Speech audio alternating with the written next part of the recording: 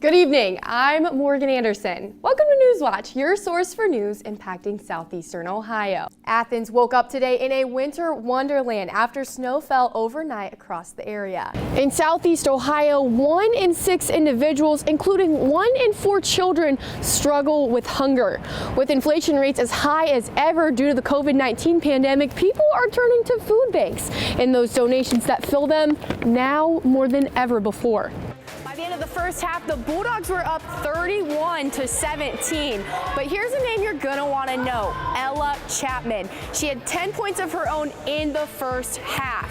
She had 2 for 3 beyond the arc, and in the paint alone, she had 2 for 4. When you pass her the ball, she's making it from literally anywhere. Mata, he is a great player who's left a significant mark on the Ironton football program. Ty, you just came off of a really great game. This has been a monumental season for you guys. Let's talk about growth. How have you grown as a player, and how has your team grown throughout this season?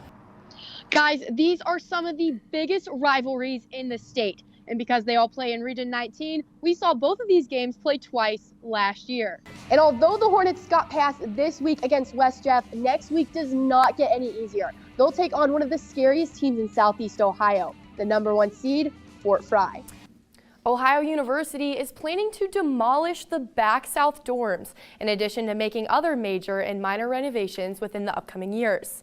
This is because the Board of Trustees approved Ohio University's 2022 master plan today. A West Virginia man wanted by federal officials in a drug trafficking investigation was arrested on Wednesday. According to the U.S. Marshal Service, 23-year-old Elijah Figg from Huntington was wanted on a federal indictment related to a DEA investigation into a drug trafficking organization. Come on. I hope I look that good when I'm 30. I hear that.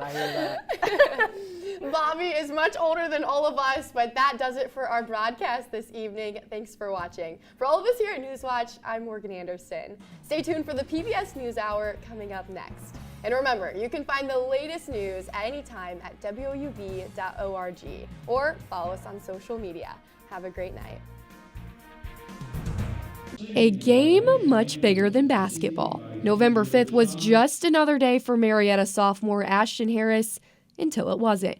He was in basketball tryouts and kind of getting started with the season over here at Marietta, and he just had some issues keeping up, doing the normal routine drills. He got checked out. They thought there was a possibility he could have some type of cancer, so he was life flighted to Akron Children's. Ashton was diagnosed with myeloid sarcoma, a rare form of acute myelocytic leukemia, or AML. But the 16-year-old student athlete is determined. Right now, Ashton is currently undergoing treatment in Cincinnati, but his support extends all across Southeast Ohio. After transferring to Marietta High School from Athens last spring, when the two teams met Tuesday night, they shared a teammate. Regardless if you were a Bulldog or Tiger, you were playing for Ash.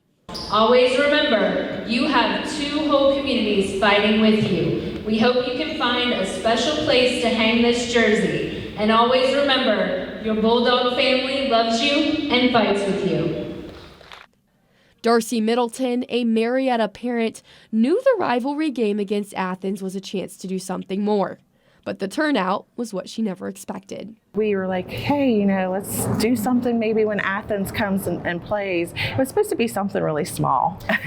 T-shirt sale, maybe raffle ticket here. And it turned into this huge thing. I mean, I've never seen this many people in our gym, but it's tumbling. The tribute night between the two schools raised $20,000 to donate to Ashton's family. Oh my gosh, it's overwhelming, and I'm so proud of our communities, like unbelievably proud. From the players to the mascots, everyone sported a Play for Ash t-shirt, and Ashton was able to see it all. And if we could all, Ashton's watching online right now at that green camera up there, if we could all wave that and give him a little round of applause here.